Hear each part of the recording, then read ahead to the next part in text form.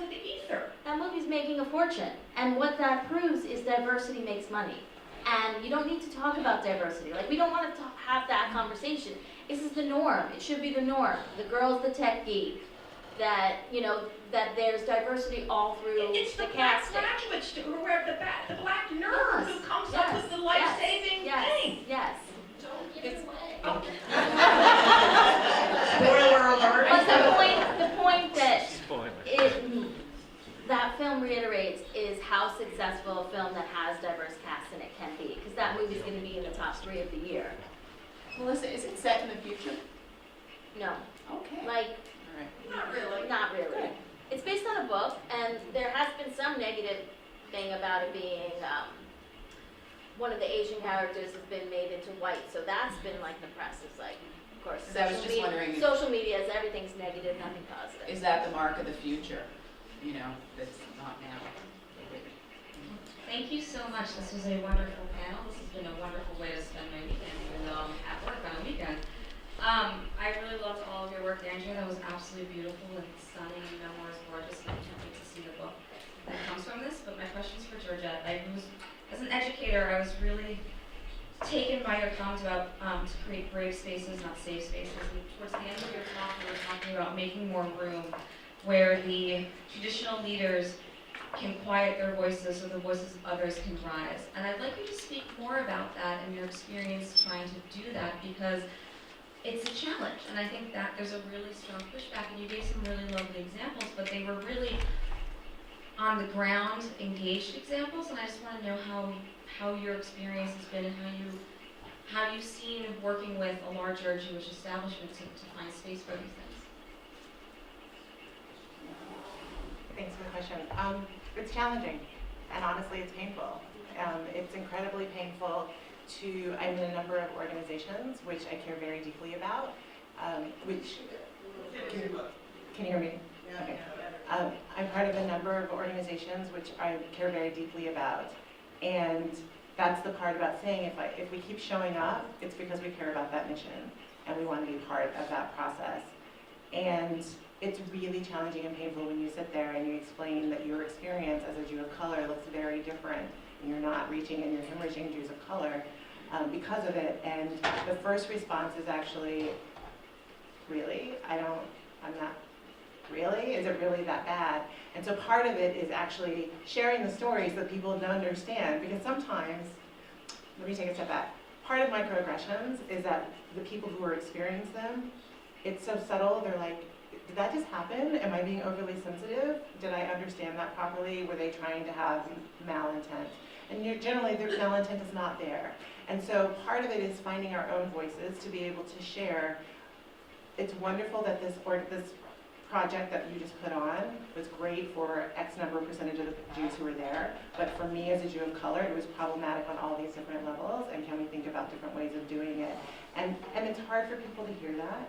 And it's hard for leaders to say more than, wow, that sounds really painful. I'm really sorry you experienced that. Because that's oftentimes where the story ends. And I've done a lot of advocating and a lot of fighting and a lot of pushing to say we can do better. And so I guess my first statement is we as Jews of color need to be able to talk about it. White Jews need to be able to hear it, and they need to be able to engage in that process. And the leaders have to be part of those conversations.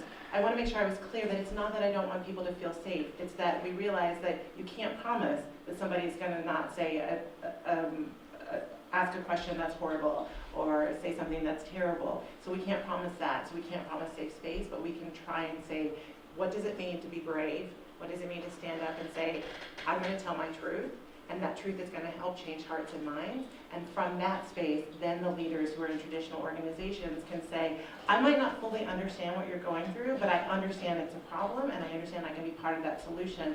Help me understand what that looks like. But those conversations have to happen beyond, wow, Georgette, that feels really hard.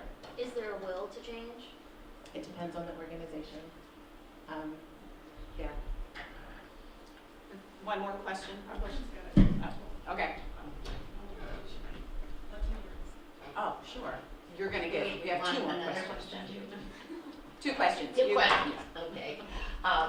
a wonderful, wonderful panel, and each of you has thrown out, for me personally, a sense of challenge, and I would like to just address them. I don't know if it's really a question, but I think, Andrea, I was very much moved by you saying that this is the story we all have to tell now. I think that one thing that terrified me reading fairly recently was that the crisis in Syria was brought about initially, not the political crisis, it was an agrarian crisis of 5 years of very limited rainfall, and the crops were destroyed, and all of these people came migrating into the cities and the unrest. At the same time I was reading about that, I was reading about California droughts.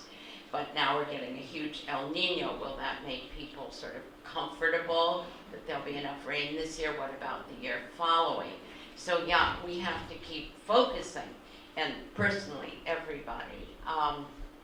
Melissa, one suggestion that I liked a lot is, and I don't do it, and I will go to the opening night of movies made by women, directed by women, because I know they take the money thing and say that they did the box office and that first night is very important. One suggestion, I think we should all stop using the term chick flick, because chick flick sort of makes it seem, well, you don't want to see it, guys don't want to see it. It's derogatory, yeah.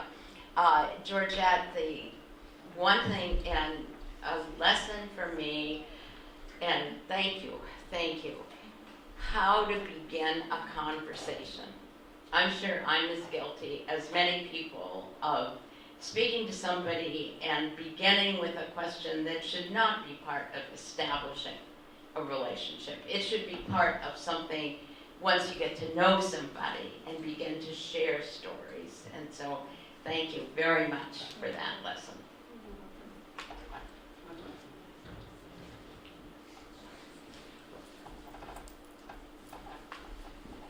So this question is mainly for Andrea, although I think the two of you could also speak to this, the two other panelists as well. I was really intrigued by this notion of finding the right form for the story that you're looking to tell now. And I'm wondering, you provided this wonderful starting syllabus on all these writers who have influenced you, but I'm wondering particularly in terms of form, what writers have sort of provided models for you, or what have been some of the, like, where do you find that model, or where are you looking for that model? Yeah, it's a hard question and an easy question. In the book, I actually have a whole chapter where I do this kind of quick review of women's writing of the past 200 years. Where I actually begin, there's a chapter focused on Middlemarch, and it kind of comes up to the present. And I do review lots of material from the 60s and 70s. But I'm not finding what I'm looking for in those narratives, because even though many of the writers of the 60s and 70s, feminist writers, began to talk about writing from the body and writing about the body, it didn't quite do what I was looking for. I was having a hard time putting my finger on it.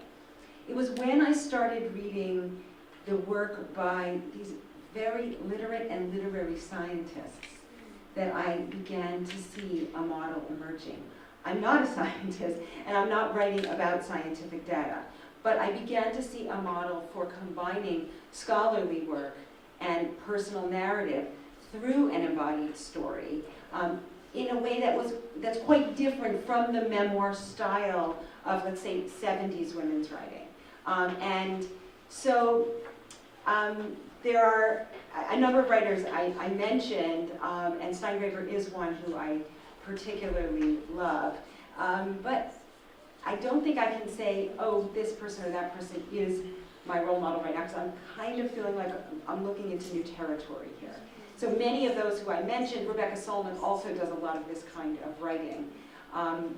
But if anyone has suggestions, I'm looking forward to reading them. And I'm looking for form right now. Much of the book is actually about form and literary form. Okay, thank you.